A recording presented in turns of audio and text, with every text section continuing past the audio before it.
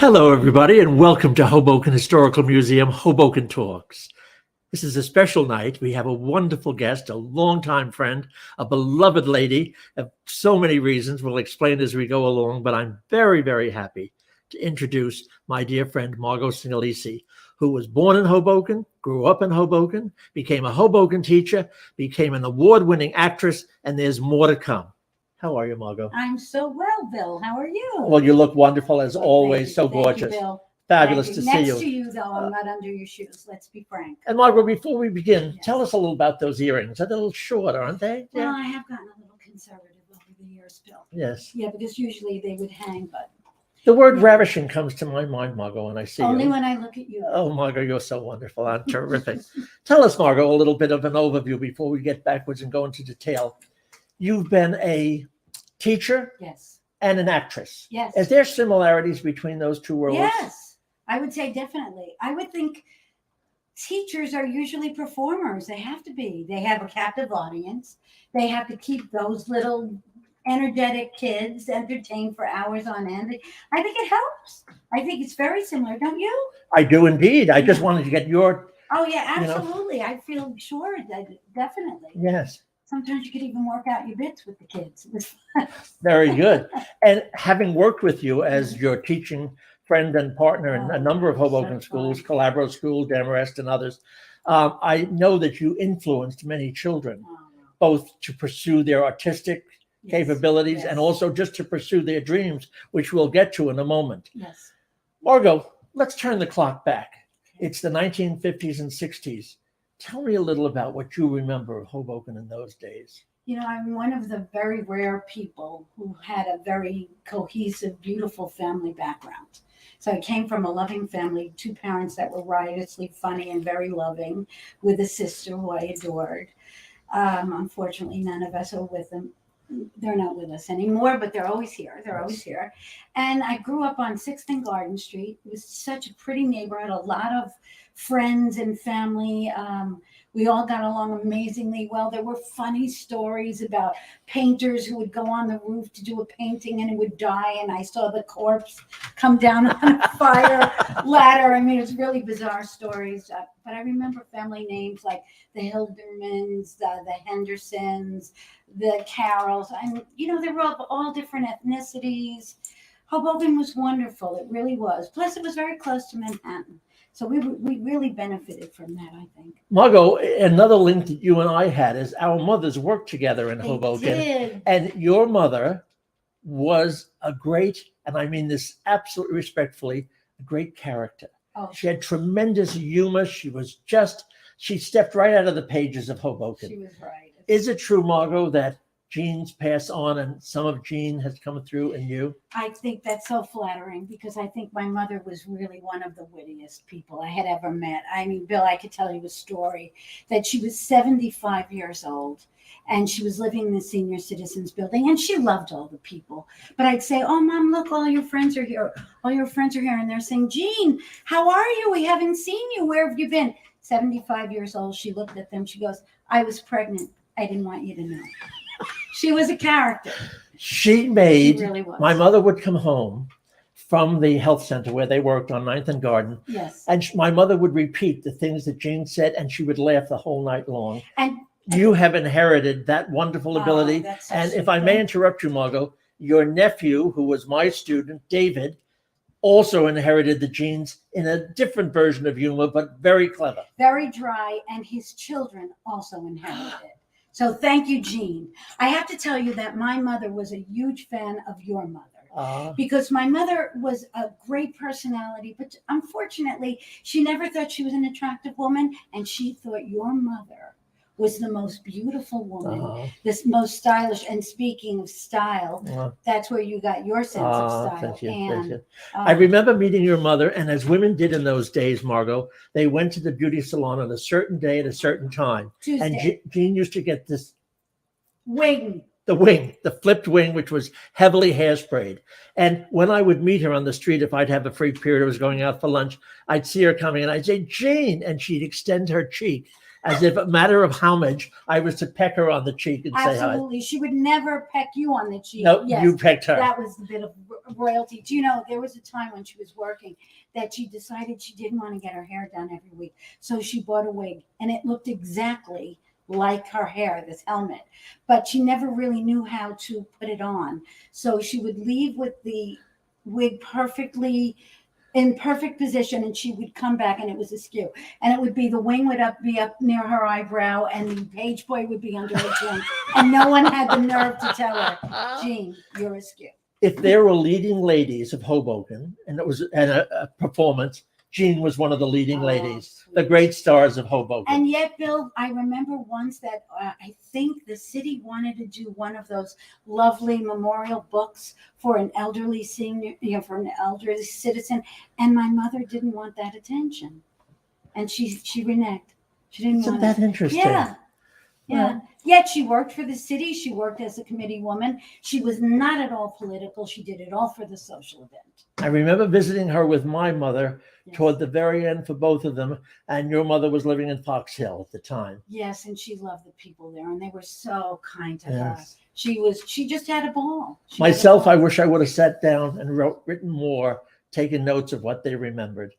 Oh, I wish I did too, because It's, I remember being taken as a young child. She was involved in politics, but I told you only for social reasons. And there was a mayor. There was a man running for mayor. I don't know if I should say his name, but I remember she alerted me to kind of like the downside of politics when I was 11 years old. Yeah, Mhm. I remember that. And I became a lot more political than my mother ever was, but I'm a social. well, it's a new generation Yes, too. yes. Women had a different role in your mother and Oh, my mother's true. era. True. Margo, you mentioned childhood. Where did you go to elementary school? I went to a few. I went to Brand School. I started at Brand. They rezoned. I was one house away from the district. I went to Roos School. Then I went to Demorest as middle school, and then the high school. But it was fabulous because I got to make friends with people from all over the city. And I loved it. Hoboken was my world then. Oh, sure, And sure. then I didn't realize it was only a mile. Is there anything you remember about those early days of school? Oh, sure. I remember. Tell us a few things, Margo. I remember my teachers. They were very glamorous. One was very intimidating, but she was beautiful, Miss Sloat. She was very exacting, and I was an A student. And once I got an 80, and I didn't want to bring it home, not because of my parents. They were lovely. I was embarrassed that I didn't get a 100, so I signed it. And I remember, Bill, with just a look and a word, I felt like a subhuman. She was so terrifying to me, but she was a wonderful teacher. I remember my teachers so well. They sat at those immaculately arranged desks. And they were Everything was in order, immaculately and they looked dressed. like they just stepped out of. They were beautiful, Bill. The men with their suit, and you were one of them, with those suits and the matching ties, and the ladies with their heels and their dresses. And they were all big travelers. As I experienced myself, Yes. what got me into travel was listening to Miss Marnell and people like that who went all Yes. over the world. Absolutely. Margo, when you were in elementary school prior to high school, were you already taken by the performing? Oh, very young. Tell me how that happened. When I was very, very young, I would say about 4 years old, I was a mimic. And my mom would encourage it because my mother was a tremendous mimic, and my mom would encourage it, and I would do it at parties and do it at different things. So I knew very young. I found, oh my goodness, this is incredible, a fourth grade book of mine, and in it I wrote, I really want to be an actress, but I think my parents want me to teach. Well, I like children, so maybe I'll teach also. I was 10. So isn't that amazing? So I really had the yearning for that. But shall I tell you the story of what I learned? So at 47 years old, and by this time I had all my union cards and I was a professional actress and had been teaching, I was at a wake for one of my mom's relatives, and I learned that my maternal grandfather was an actor in Italy of some fame. Genetics once again. But I Jean, never knew. you, They never- David. Now look at that. And my great nephew also plays guitar, so it's interesting genetically how artistic ability if you will, has been handed down. But when he said, "Of course you're an actress," the man said, and now I call myself an actor, but of course you're an actress. Your grandfather in Italy. And I was like, "What?" And they didn't tell me because Depression era parents did not want you to go into the performing arts. No, we're considered nuts. It's not that it was, they considered it lowly. They thought it was insecure financially. Yes, that's what I meant. Yes. Yes. They wanted you to do something that had Substantial. regular paychecks Yes, and all that absolutely. kind of stuff. Something- So, Margo, we move on to Hoboken High, which, as you Okay. know, we opened in the 60s, and you were there in the early 70s, I believe. What? Yes. You were I class graduated of 71. 71. Mhm. Tell me about that world of Hoboken High. It was just so, I had the greatest teachers because they were my friends. I mean, I literally would go in, I was a majorette, and I would call Fran Duff Cookie, because her family called her Cookie. Yes. From day one, I called her Yes, Cookie. yes. And I would do bizarre jokes, and they would laugh. Ray Bass, I had in the 8th grade before I got to high school, and I was a class clown. And he called my parents in and said, "You know, I think she can act." He was the one that kind of gave my parents sort of the confidence that maybe I could do this, because they hated it. So it was Ray Bass. Then there was Marianne Villanella, who was my friend when I was in high school. My homeroom teacher. Yeah, she was wonderful. And Ray Bass and Marianne Villanella, I'll never forget. When I was older and I was doing professional theater, I saw Ray Bass and Marianne Villanella sitting in the front row crying. Tears of pride. I mean, you gotta love these people. Margaret, for the audience, tell us about Ray Bass. His specialty was? English. He was an English professor. Riotously funny, dressed. I can't believe you didn't know him, Bill. I did not reminds know. me of you in so many ways. Handsome, intelligent, encouraging. And he brought my parents in and said, "I have to leave the room. She makes me laugh. But I think you should really harness this. You don't want her energy to get her to take her away from her studies, Right. because she could be disruptive. Yes. So yes. put her in an acting school." Right. And he was just the kindest. Oh my goodness, Bill, he was so kind, not only to me, to so many people, and riotously funny and well dressed and worldly. Right. He was such a world traveler. He really was. Margo, back in that era of, say, the 60s and the 70s, it was not stated so, but basically we kind of all conformed to being teachers, nurses, Yes, things of that's- that nature. But you were jumping out of the box to Mhm. look toward the arts. Well, of course, you did become a most wonderful teacher, and that's all well and good, but you also looked into the arts, I did, which was unusual for those at that days. time. Yeah. No, I did feel, people were very, very kind to me growing up. I had a lot of wonderful friends. Neighbors were terrific, but I did feel a little bit different yes, because I didn't want to do those more conventional things. I wanted to act. And school was quite a respite for me. I loved studying, and I love the fact that they involved me in theater. There was also Joe Corrado, these wonderful teachers who would notice it. Marianne Villanella chose my senior play because she wanted me to be a lead in the play. Oh, how wonderful. So that was so wonderful that my teachers noticed this great ambition that I had, and they encouraged it. And they even told me, we're very close to Manhattan. Go and study there. And it was really the teachers in Hoboken. That's why I was very proud to be one eventually. I just wanted to interject that we're writing a book, which Margo is in, about Hoboken teachers, and they were the most wonderful group of people Oh, yeah. that influenced us in so many ways. And unfortunately, many of them are now not with us anymore, but the Hoboken school system was golden, and we had a wonderful, wonderful time. It was fantastic. There's my best friend since I'm 5, Marty Alcon. Oh, Veritable. Oh, how sweet. isn't that wonderful? It's so true about that, Bill. Margo, being an actress, I want to ask two things. Sure. One, in your opinion, is it partially an escape from the real world to go into a role and be somebody else? The funny thing was, I was afraid of that. I was afraid of becoming too much of that, losing my own identity, because whistle, Josephine. She was my captain, my majorette captain. She said your captain is so proud of you. Oh my, and she was she still does everything well. Who was that? Wonderful teacher. Oh, one of our fabulous students, Nicole. Hi, Nick. She did she was like our right-hand person. We're getting messages, ladies and gentlemen, through Facebook and YouTube yes. from viewers, and we're reading them off, and we're just digressing for a moment and so great forth. To see them. Lovely. I was afraid to become too good at that because I didn't want to lose who I was. I was afraid I thought it would cause mental illness. But then I'm no Meryl Streep. I was very lucky to have one. Well, you are Meryl Streep.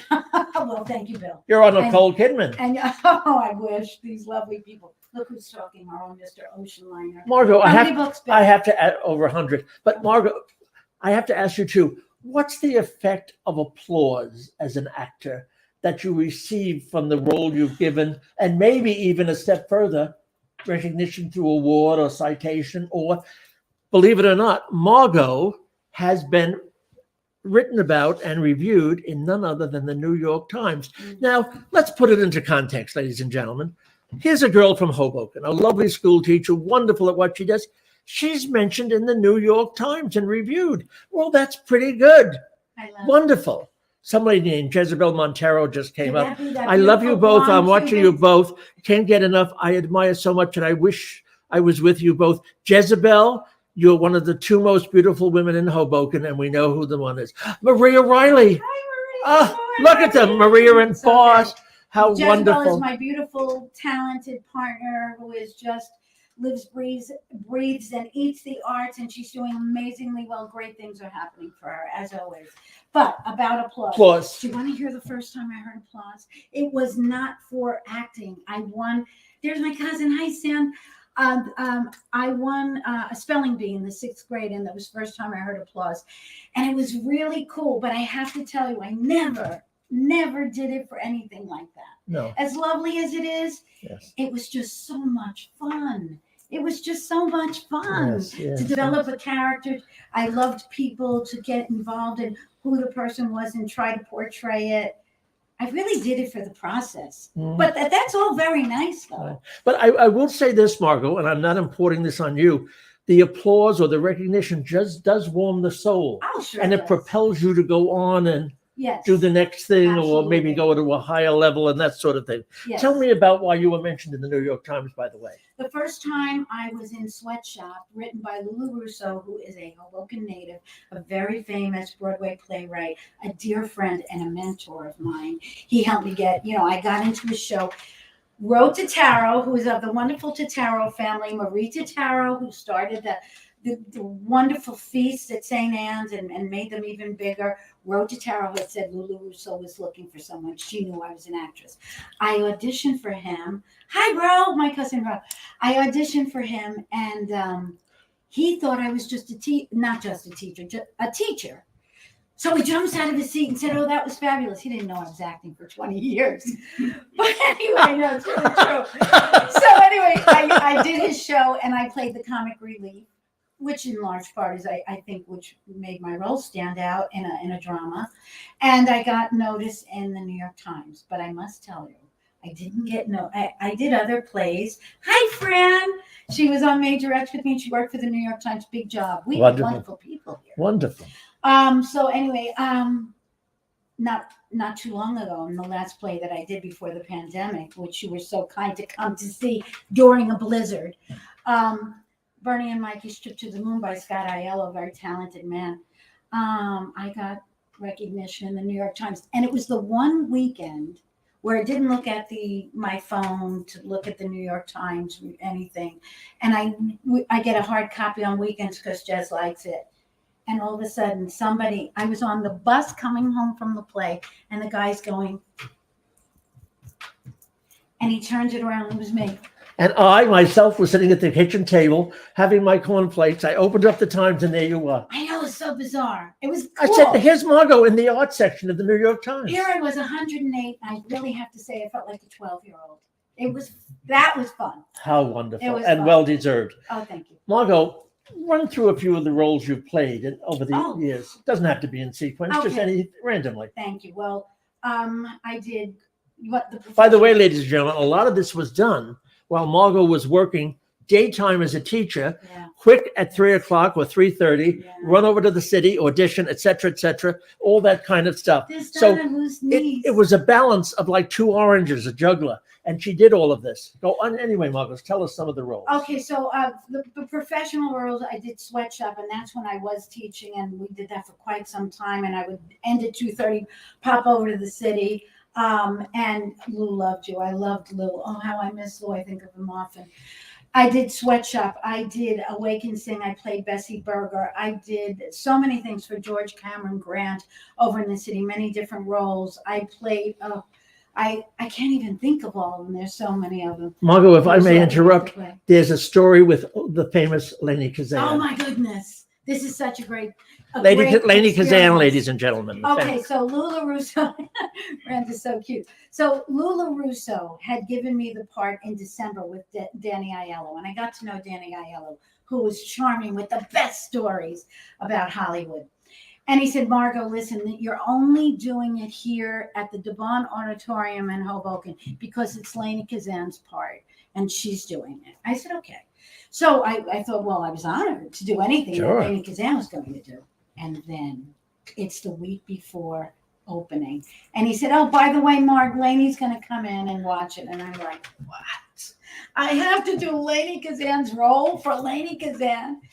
So Lainie comes in, gorgeous with a young man, sexy young man. She just like glided in. She was so sexy. And I'm petrified. But I have to do this role. It's Lainie's. I got to do it honor. She was so kind to me, Bill. She said nice things. I mean, what was she? Oh, how wonderful. But she was so kind. What a great experience. Wonderful. And she could have been a diva. She was not at all. She was lovely. Margo, just to digress slightly, in 1984, probably the most famous person in all of Hoboken, Mr. Frank Sinatra, you got a chance to meet him. I did. Tell me about that. I did. He was campaigning for Ronald Reagan at the time, and he came to St. Anne's churchyard. I think Reagan was being greeted there at the feast, and I think Marie had set it all up. Marie Totaro, again, I mentioned that wonderful star. And everybody was screaming as he came onto this little step. Everybody was screaming, Mr. Sinatra, oh, no, I'm sorry, Frankie. And I said, hello, Mr. Sinatra, how are you? But I did have on a little white short suit. Well, we won't give that. Yeah, I think, and I was 7 pounds, and I was also 12 years old. So I was and in my big 20s. earrings. And big, always. I was in my 20s, and he walked right over to me. And then I said, the corniest thing on the planet, Bill. I said, you put us on the map. And he was like, his eyes just glazed over, and he kept walking. I blew it, Bill. I blew it. I had my shot, and I blew it. Well, okay. It was your moment of connecting to Frank Sinatra. Absolutely. He was charming. Yes. Margo, I also remember a story when we were working together. Yes. And our great principal, Mr. Tortorella, said, now everybody tonight, turn on Law and Order at 10 o'clock because Margo will be in Law and Order. Do you remember that? And it was the most wonderful thing. So we all rush home on a Friday night, which I don't think we had tapes in those days and so forth. And we were watching the whole thing. And I'm looking at my watch and it's 10:57. I said, wait a minute, where's Margo? I didn't see her. Cutting room floor. Now let's explain this. But it was my first, the clever woman that she is and why she's a great actress. A whole school was watching, maybe all of Hoboken. She comes in Monday morning and she says to us, do you see the guy standing next to the casket? That was me. No, what I actually said, that was very good, Bill, but what I actually said, it was my first gig and it was Law and Order. 5 scenes I had, and they were all listed as NNIF. What does that mean? Unbeknownst to me, it meant not necessarily in film. Okay. And what it was that my whole story, my whole plot line didn't fit with the main plot line, and they didn't know if they could fit it in because of time. So there I am. I tell the immediate world, I'm so impressed. I'm not egotistical. I'm thrilled that I'm able to get this opportunity. So I tell everyone, comes on, boom, 10:30, 11 o'clock, no way. And I went, oh my God, I'm on the cutting room floor. I came in the next day and I said, what do you mean I wasn't on? I was the African-American drug dealer. Do you remember that? I had to say face. Margaret, it's the word salvage comes to mind, you know. Bail. And if you remember, Mr. Tortorella, right after we used to have an announcement in the morning at school through the PA, and we had the flag salute. It beat everything. In other words, Margo on Law and Order. It beat school events, all sorts. Mr. Tortorella's news, whatever. Be home tonight to watch Margo. Oh, It was wonderful. Charlie was really fabulous when we were much younger. We dated, but he dumped me, and and here I am. Margo, I said earlier, and I truly mean it, sincerely, and more than I can say, you affected many, many children because in addition to your wonderful personality, you spread love, you spread enthusiasm, and you inspire people to do things. Because I've talked to kids and they say, Miss Singaliese made me do this, or Miss Singaliese made me do that. You directed plays at school, you got the children motivated. And we know, Margo, that some of these children came from very difficult backgrounds. They did. This was their moment of shining and of fame and escape and all the things we want to say about. But we got to give the credit to them, and I'll tell you why. Because I did want to be an actress. I didn't really want to teach. I fell in love with the kids. The reason why I stayed in teaching is I fell in love with those kids. And we had some special kids. We had amazing students that are now like running the world in every field, in the arts, in finance, in medicine. I mean, you had to fall in love with them. I'll never forget, my father passed away, and this young boy organized everybody to come in to see me, and he was the most comforting. This person is now a transgender woman and doing extremely well, absolutely beautiful, and I will be indebted to that person for the rest of my life. There are so many of those students that are still my friends. I will mention one name. There's so many names. And we don't mean to exclude anyone, ladies and gentlemen. We love you all, children. We do. We love you because you impress us beyond words. You, my goodness, they're running the world, Bill. They're running the world. I'm so proud of them. Well, I won't use her name because I don't want to insult any of my students, but I call her my oldest friend. I do. And she's a huge actress. She's a brilliant writer. Then we have others who became nurses, and they're getting their doctorates in that. My own family member who did very well in finance, our other students, people that have done innovative things. We had these students in Hoboken. Do you know how many times I wanted to leave and I'd see those kids and I couldn't? One night I was watching New Amsterdam, a medical drama on television, and there's one of our students on the show. And she's my oldest. I was reading cruise news the other day, and there's one of our students, vice president of a cruise line. Oh, yeah. And then I mean, these children. And these kids can buy and sell us. Some of them are so successful. Wow. So true. Really. So true, Margo. Now, Margo, when did you actually retire from the Hoboken School System? 2010. 2010, you did about 33 years, am I correct? 33 years, but then you ready? Go ahead. After all of that, I did it because my partner said to me, and how old are you going to be when you act full time? And she was right. And I'm really glad I did what I did because I got to do a lot of like independent films. We started our film company, our theater company. It was and Hoboken was so terrific in supporting us there. Well, after a couple of years, I think 2 or 3, you know what I felt? I felt, and please actors, don't hold this against me. I just felt that I wasn't giving back. And I do believe that artists give back through their art, but I needed something more one-on-one, more direct. And I missed that part of teaching. I felt like I wasn't giving back. So I actually did go back to do home instruction, and the school system was so kind to hire me. And I was doing part-time home instruction for a while.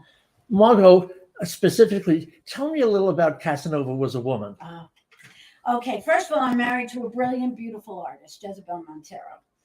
And she is beautiful, ladies and gentlemen. Oh, yeah, in every way. She is gorgeous and if you look and talented. Yes. And I imagine those two together. The best partner ever in the world. And there she is. Look at Jezebel. She's up again. So here it is. Jezebel, I met in a play. We're together 23 years next month. I met Jezebel in a play. I looked at her and I thought, oh my goodness. I went to see her. It was on West 42nd Street. And it was Memorial Day weekend. Play. Four play. It was a Memorial Day weekend. Yes. And we met, and she was married to a man.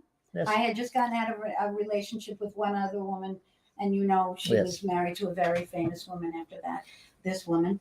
But anyway, I met Jezebel in a play, and if you think she's physically beautiful, she is emotionally, intellectually even more beautiful.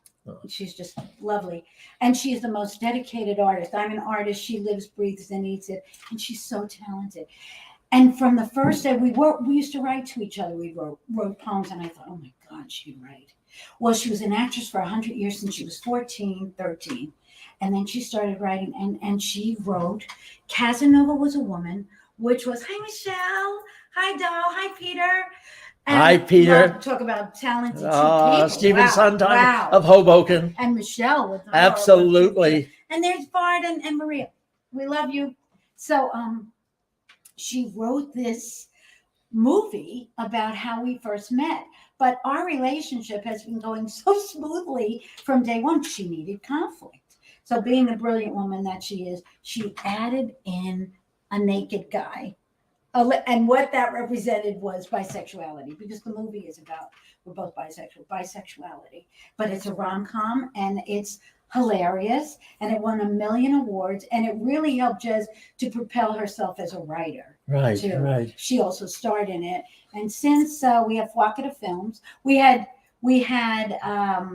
Kismet Theater in Hoboken was so great in supporting us. We had 1 million events. Is that still going, Margo? No, because we switched over to film. Okay. Film is Margo, was there a connection to the Lowe's Theater in Journal Square? Yes, we won. Oh my goodness, the Golden Door Film Festival run by the Sorvinos. You gotta love these two, Michelle and Bill Sorvino. They're Paul Sorvino's relatives, Yes. and Mara Sorvino. Yes. The most down to earth, they're just adorable. Bill is a brilliant actress. Michelle does 8 million things. She also is a talk show host. They run the Golden Door Film Festival. We won Best Picture. The next year they had us come back as presenters. So we're like dear friends. They're dear friends. Margo, I have a specific mechanical question. I met some actresses on one of my trips, and one actress said she rehearses and practices for a week. Yeah. But another actress who was also established does it the day before. What do you feel about rehearsal, practicing, learning lines, etc.? You know, everybody has their own method. I like learning lines first. I do. Jezebel likes learning lines with movement.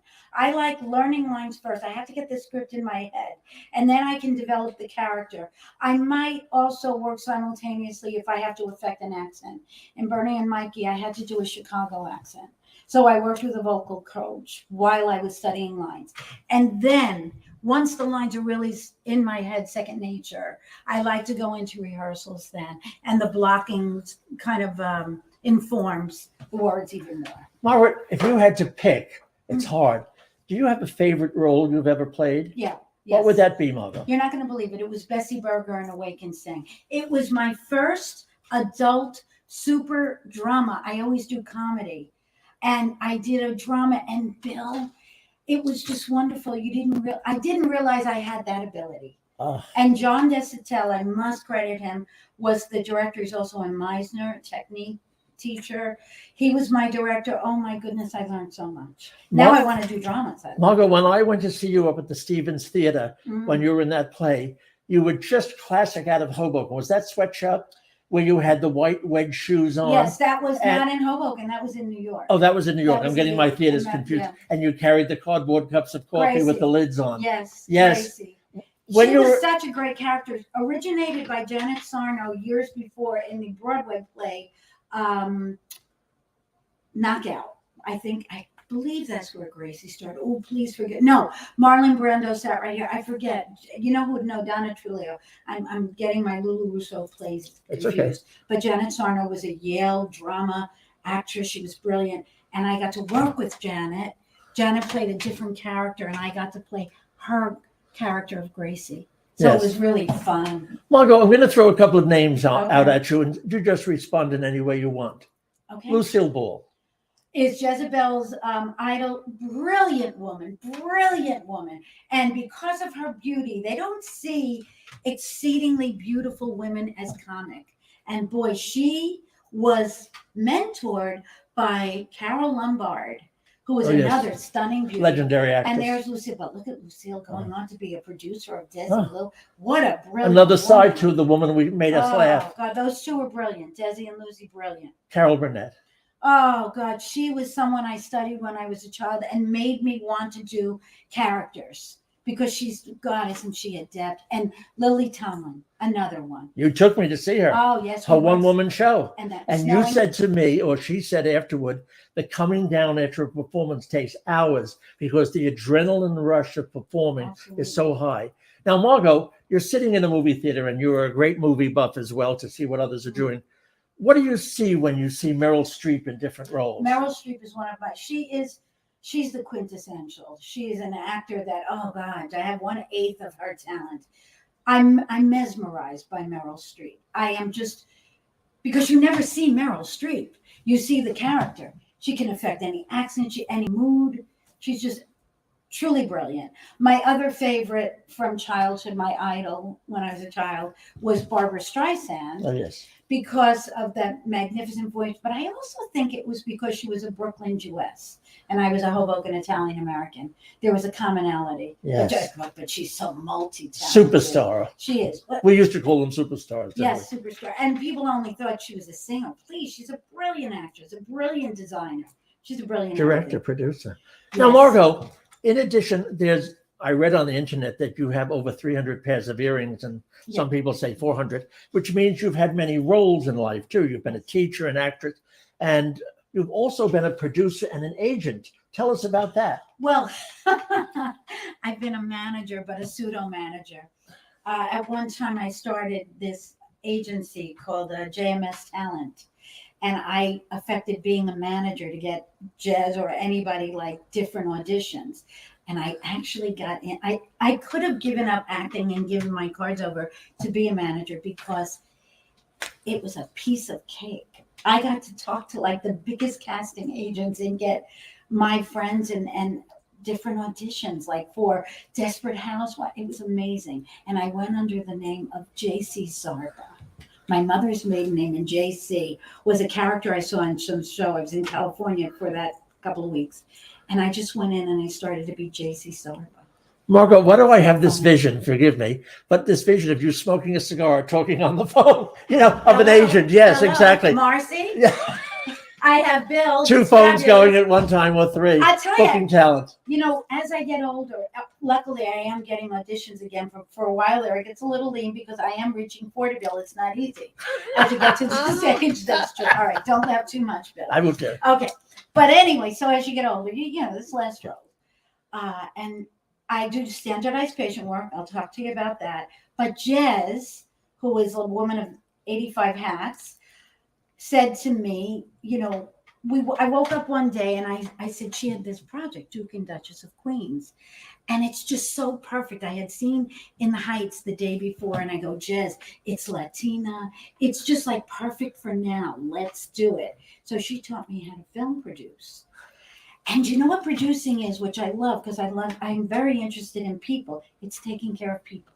It's putting out fires. It's fabulous. Wonderful. It's so fun. Energizing too. You get up in the morning and you're full with vigor. And you bring it together and you're bringing in the locations and you're casting, you're helping in the casting, which is so magnificent. You're around all these artists of different ilks.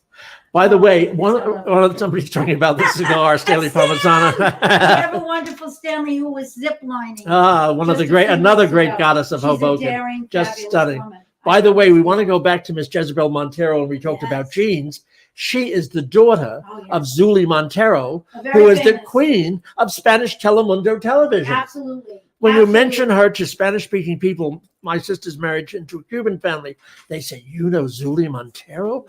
My goodness. And she truly is another goddess, like Margo, like Jezebel, like Stanley. They're goddesses of the world. These women are they are everything you dreamed about. Can I tell you a story about Zuli that really typifies who this wonderful woman is?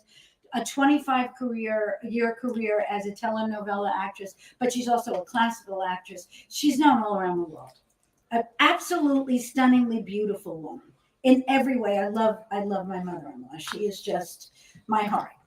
Okay, so I have to meet Zuli. Now, mind you, I am meeting the woman whose youngest daughter is now my partner. My partner has never been with a woman before. I'm an actress, but I'm meeting a much more famous actress. And I'm meeting a woman who, without a stitch of makeup, sick as a dog, is so stunningly beautiful. You can't believe it. Oh. So here she is. She walks into the Newark airport. I'm picking her up. And here she is, all 5'9" of her. Stunning. So beautiful. And everybody, just at this point, I have to see her, and I'm like in a little dress and everything, and I'm I'm not easily intimidated, but I was terrified. And she looks at me, and I look at her, and just at this point, about 95 people recognize her. She comes over to me, and guess what she did, Bill? She leaned over and she gave me a hug and a kiss, and we've been dear friends ever since. And ladies and gentlemen, she visits Hoboken periodically. Yes, she does. This goddess, no question. She is so down to earth. Oh, she's a study in human personality. She really is. Now, Margo, because you are who you are, loving, kind, you give so much to others. You've been recently during COVID working in a medical situation. Tell us about As that. a standardized patient. Tell us what that A means. standardized patient, they hire actors to portray patients and different ailments. I've learned so much about medicine. It's unbelievable. They do this for medical students or physician's assistant students, people in the medical field. You are not teaching them about medicine. That's their field. It's a new approach. You're teaching them, or you're sharing with them how they're making you feel as a human being. It is a program that teaches these young people in the medical field to partner with their patients, to not make them feel like a checklist, to make them feel like human beings. So they ask you about your social life, your medical history, and much more than that. Interaction. Oh my goodness, it's so humanistic. Now, These Margo, kids am are I wonderful. correct that you would be given a different ailment, Every say week. the night before? I had a stroke on you- Monday. I had diabetes on Tuesday. Gallbladder on Wednesday. Yeah, absolutely. And I also trade characters. For instance, I could be a swinger, literally. I could be a swinger one day who has a problem. I could be an ex-nun the next day. So it's like, it's incredible how you have to and the best had to be, I had to play a 22-year-old soccer player. Thank God we had on masks, because I don't know who the better actor was. I don't know if the student was or I was at that point. It was right. I'm talking about how my father was teaching me things in our backyard. My father would be 101 now. Okay, so it was right. This was all during COVID, ladies and Yeah. gentlemen. And there's tentacles to every story. So one day, Margo and Jezebel are coming home from the hospital, I guess, medical school, Yes. wherever it was, and they stopped to see me, and for a few minutes, and they had a big load of something in the back seat. And I asked them, I said, what's all that? They said, that's the leftover lunches. We're taking it to the homeless people in Hoboken, to the shelter. And I thought, isn't this typical of Margo and Jezebel as well, to be kind and generous to others? Sweet, Bill. Margaret, that leads me to the question of, give us your thoughts, a young person, any person. Mm-hmm. I just came from Germany, and a friend of mine became a murder mystery writer at 65 after a career in medicine. Tell us about your thoughts about tapping into who you want to be, who you can be, your talents. Go ahead. I think truly you have to liberate yourself. And I think you could be anything at any age. Forget age. Age is, I'm not going to use that old cliche, but forget age. You have to rid yourself of any kind of restriction and just do it. Dive in. We are right now in the most perfect town for diving in, because we live in this microcosm of a metropolis where we have the best of the arts, the best of medicine. We are right here in town. We are within walking distance. We have amenities in every way, Bill. The arts. Let's not forget our wonderful Jerry Fallow and the arts and music fair. The wonderful Ran Hoppy and Bob Foster with his Hoboken museum. Please, we have so much here that you can be whoever you want to be. And we also have Manhattan 9 minutes away. We have that glorious walkway. We really do. Oh, really? Eric, someone put up a message that they went to school with Jean, her mother. That's so touching. Isn't that lovely? I wonder if your mother is still with us, and if she is, please say hi. But I would say that, Bill, I didn't become a carded, I acted since I was 19, but I didn't become a carded actress in terms of all the unions until my early 40s. Wow. And then here at 60, I started another thing with standardized patient work and producing. Yes. So you know what? As long as you're alive, it's your time. I hate when people say, well, in my day, it is your day. Until the day you die, it's your day. Miles Square Theater, she said.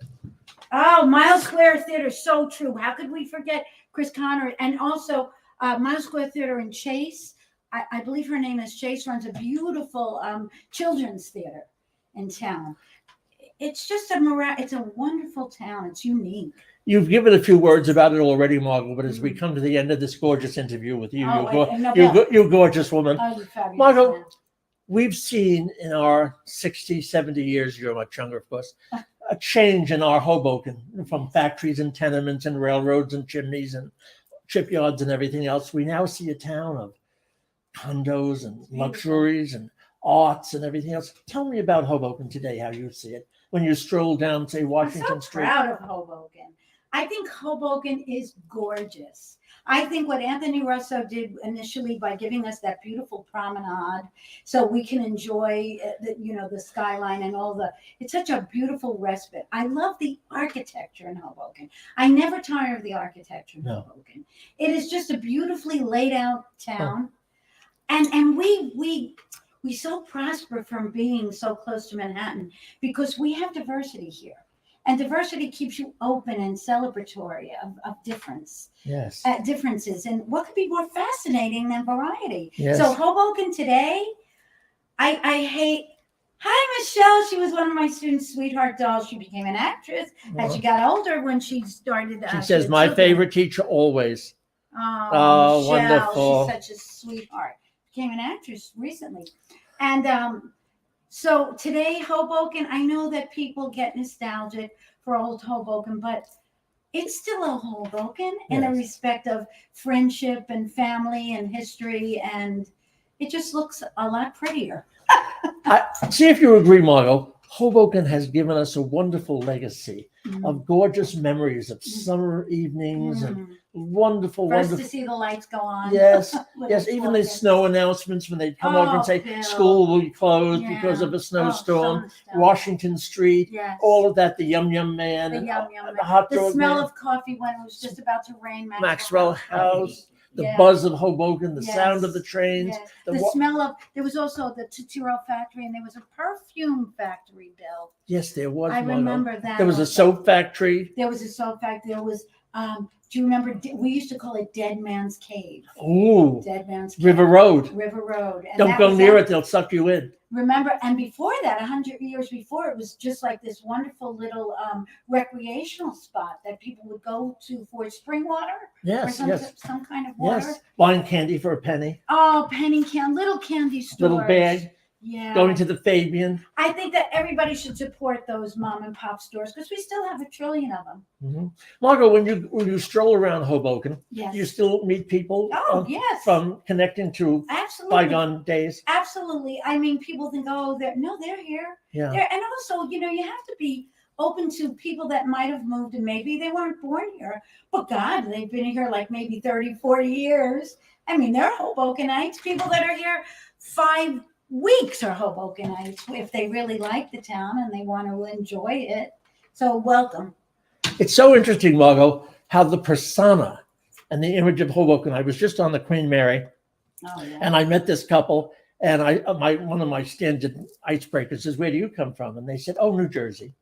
Oh, I said, "Where?" She said, "You probably never heard of it." I said, "Try me." They said, "Hoboken." I said, "Well, it so happens I have heard of it." And they stood proudly because they live in Hoboken. Yeah. Hoboken has, I'll use the word prestige now. That's, it does. It's unbelievable. Or other people, retired couples would say, "My son lives in Hoboken," or "My daughter lives." It's all very chic now. And we're the closest thing to Manhattan. We are. And we're such a beautiful and the view. town. The fabulous view. And it's got everything. I mean, when my mother-in-law comes or anybody comes to visit, they all fall in love with Hoboken. Absolutely. A final question, Margo, as we finish up our thing. Sure. What's on the docket now? You're full of energy. Yeah. You're full of life. Oh, you're so positive and everything about you, Margo. Well, we just recently did a short film, as what they call proof of concept. That means that we wanted to help raise money for to make the feature film, and it's also Jez wrote it. It's an autobiographical piece. It's got everything in it. It's based on autobiographical things. Now, I do have a small part in that, but I am going to hopefully produce that. We put it out to festivals. So now hopefully we'll be traveling in festivals. Jezebel is having a great deal of success with her writing. She just recently became a finalist in another big situation, which will give us money to produce more films. Acting wise, it's great. I have a number of auditions coming in again. I am still doing standardized patient work. I'm lucky to still have great health at 40. And wonderful. It's fabulous, Margo. Some say you're 41, but I don't believe them. They lie, Bill. No. It's jealousy. Let's look at a few pictures. Oh, sure. Is that okay? Please. Oh my God. 800 years ago, I was 1. Where was that, Margo? That was on Sixth Garden. Right? Sixth Garden. You like the dew? I love it. Mm. Church Square Park. Look at those legs. They used to call me Strings in high school, and they pull on my legs. Look, that's where it began. Holy Communion. Oh, my first play ever by Ray Bass. Ray Bass put me in it. It was called The Stone. There I was, and that was Joe Compitello who made me laugh, and he's still a very funny person. About what year would that be, Margo? About? I was 13. So what would that be, 67?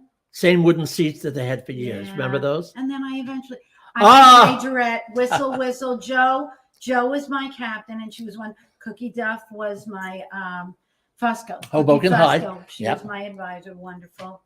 Look at that hair. And then I was on the yearbook staff. Look at all these Maria Morocco, beautiful. Annie and Trish and Pat, all of them. Pat, Lovely. Pat, Ellen. Lovely. Lovely girls. 3 Patricias. Yeah, they were all so bright and so sweet. That's my high school graduation. Look at how big their rings were in those days. I still have that ring. Yes. It was a beautiful Hoboken ring. High ring. Straight hair was very in. And this year is 71? 71. 71. Who was your class advisor, Margo? Oh, who was my class advisor? We can go to commercials. Mrs. Pescator, I Okay. believe. Mrs. Pescator. She was a school. Olivia I Pescator. called her Ollie. Ollie. Ollie, even in school. Now we go into our teaching career. Here I am. Look at that. Where was I going? And you're over here, Bill. We Mrs. worked Class. together. Are you here, Bill? Wait a minute. Sixth grade, Mr. Miller. And I see little, what's his name there next to me? Remember him? He was so adorable. Oh, he was so cute. I think his mother used to work here at the museum, volunteer. Yeah, but Bill and I were 6th grade teachers together, and our principal said when we were together, it was like carnival-like atmosphere. Yes, exactly. We needed to be more serious. Oh, Bill, we were so fun. Well, we had fun. You were. That's us. And we had after-hours parties, and I don't mean after hours, but I mean Friday evening. Sometimes we'd get together and tell us about this scene, Margo. Okay, this was Bill and I. We went. It was a costume party, and we went as Trixie and Axel. Do you remember? Yes, we were a rough, tough couple. We were. We had so My much sister fun. spiked my hair. Oh, no, I wasn't becoming a nun. This was my first play. 19 years old. It was Hair, and Jim Rado wrote Hair. Jim and his lovely partner Jerry Ragney, and Jim Rady, Margo. Jim Rado still lives in Hoboken, and he's the loveliest man on the planet. Wow. I love Jim. Wonderful. And I Now, did see, Hair. I don't know. And he brought the cast of Hair to see it from New York. They were already off Broadway, and they came to see our production because it was written in Hoboken. Hair. Margo, when you turn 45, I don't know how you're going to process all I this don't know, history, Bill. these memories that you have. But you've got years to go before you're 45. No, that's right. That's true. Miles to go. And that was a play now we have to talk about this. This was in the Clam Broth House in Hoboken. It's what they call a two-character play. And that was The Owl and the Pussycat. I had to go out for one break of like 5 minutes where Tom was on alone. And who did I meet for the first time? Anne and Bill Miller. It was you, Bill. I took my mother to dinner, Yes. and I'd heard from my mother through your mother about Margaret. Margaret, that's my Margaret. name. She would talk Yes, about yes, Margaret all the yes. time. I said, I have to meet this Margaret one day, and there she was. Yes, and then I became Margo a few years later. Yeah, because everybody would say, "What do they call you?" They call me Fred. What do they call me? Margaret, you used to do wonderful And you still imitations do. That's anyway. so cute. Margaret, do your mother when she used to call you, and you hadn't called her in a while. But you have to understand, it was they were like answering machines, and I had With the tapes, right? And I was like maybe 4 rooms away, and my mother would go, Margaret, pick up the phone, and I could never get to the phone in time. I couldn't answer. I couldn't get to the phone in time. Pick up the phone. She gave you seconds. Yeah. Oh, God, how funny. She was a real- Back to pictures. Okay. Oh. So now Here it is. This was a funny thing happened on the way to the farm. Larry Bortnicker and I were involved. It was Larry's company. He's still the most brilliant. You Yes, know it. usually talented. Composer, writer. He had shows off Broadway, Dr. Sex. And that was with that mayor. And we did a funny thing happened on the way to the farm. Wow. That's Domina. I played Domina. And there's Larry. Look at all that beautiful, luscious hair. he had. Wonderful. Well, He's adorable. So yes, and he wonderful. still looks fabulous. he does, and greatly talented. Greatly Huge. talented. Here I played, this was something in New York. I played 50 Things I Love About Frank. That was my son. And no, it was nothing like that. It was a beautiful little play by Frank de Gaspar. Here's December. That's the one with Danny Aiello that I was doing Lainey Kazan's part. By the way, Lainey finally couldn't do it. She was doing something like, I think, a huge movie, like a sequel to like something that was talked about. And she said, oh, let Margo do it. Let Margo do it. She did. Fabulous, she was so nice. And Danny Aiello was so sweet. And Frank Buongiorno. This man also is working a lot. Yeah, it was fun. This was Terra Nova. I still, these people were great, written by Dennis Licano. There's my friend who has Lucia's Vegan Lifestyle. Beautiful Lucia. She's an amazing filmmaker. There's Laura Lamberti. She's a brilliant actress. Raisa Dorf, who was recently playing some French pilot on, I forgot, it was one of the biggest television shows. Fabulous people. My friend Steve, who was wonderful. All great people. Terra Nova. We won for that. This was Trouble with Women, written by Allen Ginsberg. That was his name, but not to be confused with the poet. And we had fun with that. This was Meet Mario by DJ Higgins. I love him. Just a wonderful filmmaker. He's still making a zillion films. How fabulous. Along with his partner, Julie Robinson. Love them. Zip. This is still the same movie, I believe. Yeah, this was, is this Meet Mario? Yeah, I think so. And now we get to Casanova Was a Woman. That is the movie that Jezebel wrote about our relationship, but as again, it had to go into the fictional because she needed conflict and humor. It won many awards. Carol Ann Valentino won awards. Jezebel, Sully was in it. Sully played. She gets the end credit there. Zuli Montero. Yes, and there's Sully on the far right over there. Yeah, and that's one. It's still on Epix, and it's still selling. Yeah, How wonderful, Margo. It was a wonderful experience. We won. That's the Golden Door, Jersey City, the Sorvinos. Right. That was us at the award show when we won Best Picture. And that was in Florida. We won there too. Fabulous. Fort Lauderdale International. And this was done, one of George Cameron Grant's. It was a compilation. I also worked a lot with Florence Pape, who's a wonderful woman from Hoboken, a great actress, recently passed. I'm so sad. Really? Yes. She was just she was in this. And she was so brilliant. She won awards. She was great. This, oh my goodness, is Lies in Oblivion, Sessions Vocal Unit. It is Jezebel's piece. It is a short. It's a comedy short. It won Best Ensemble, Best Comedy. It's riotously funny. It's really funny. Was this about prison life or something? No, we're sisters. She's a medical, I think a doctor, and I play a cop, and we're in therapy together. I see. And Carol Ann Valentino plays the therapist. Monica Story, a brilliant actress, plays my sister. We had so much fun filming this. I got to work with both Monica and Carol Ann a few times, and they're just dear, dear friends and great performers. Oh, this is my favorite role. Wait, look at that hair. Where was I going? Wonderful. Anyway, that was, my God, not very attractive, but that was Bessie Berger, and that lovely man, Michael, is Louise Lasser's partner. How fascinating. You remember Mary Hartman? Of course I do. I used to watch it on yeah, 11 it was o'clock at great. night. Yes. And that was my first big adult dramatic role, and I just loved doing it. But I developed colitis because I had to be angry and crying for hours a night, and my body didn't know I was acting. So I developed colitis from that. Interesting. Role. Where was that staged, Margo? That was in New York. That was on 43rd off 9th at the, wait a minute, the Desitel Studios, Newark, I think it's called Newark. Just Studios. curious where it was, yes. And that's where I got the most recent New York Times thing. That was Scott Aiello's Bernie and Mikey. Stripped to the Moon. I played the mother of a handicapped child, and the woman was so terrific. Stephanie Gould, who has a mild handicap, but she was just great, wasn't she? She was. Bella played my daughter. And my husband was Jordan Lage, who is now understudying Lawrence Fishburne and Sam Rockwell in American Buffalo on Broadway. He's been on Broadway many times, but right now he's a big David Mamet, and he's in a lot of David Mamet. He was in his David Mamet's group, and Jordan is now understudying on Broadway.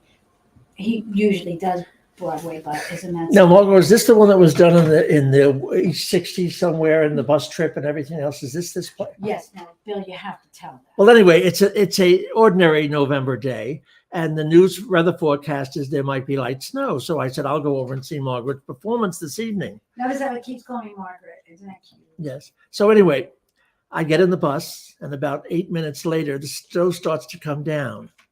9 hours later, I finally got home and out of the bus. I got to New York only to come right back. Never got to the theater. But ladies and gentlemen, you probably say, was it worth it? Would you do that for Margo? Absolutely. It all worked out fine. And I got to see the play a few days later. He did. He came back. He came back to see the play. I couldn't believe it. But he fails to tell you that he made such great friends In the bus terminal. that they drove you home. Backwards. They were going west to New Jersey. Because you're so and I didn't realize what they were doing. They said, we'll give you a ride home in the snowstorm. They were out of their way the other direction to drop me off and then go home. Bill, of course, everybody loves you. Oh, thank you, Margo. Well, ladies and Bill's gentlemen. around the world 8 times already. And he's written, tell the people how many books you've written. About Mr. 115. 150 books, Mr. Otis. There's rumors I sit up and count them at night, but we'll see. Anyhow, ladies and gentlemen, like a ray of sunshine on a morning when I see the sun come over Manhattan, Margo is our sunshine. She's beautiful. She's talented. She is a proud daughter of Hoboken. Yes. Thank you, Margo, so much for making our life better, Thank you, Bill. for touching lives, and being the gorgeous woman you are, soul and outside. And I am only half of what you are. Thank you, Bill, Margo, for everything I love. I'll help you through your 41st birthday. Thank Don't you you so worry. very much. I hope you'll be. Thank you. Good night, all. Coming up.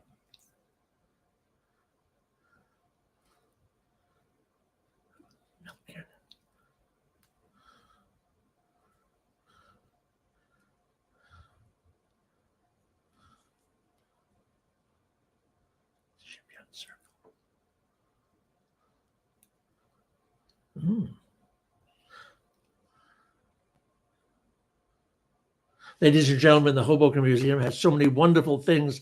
Do come and see the exhibition on Washington Street, art, memorabilia. It's a wonderful organization that keeps alive the old Hoboken that we loved, but continues and connects to the current. So by all means, come and see the Hoboken Historical Museum.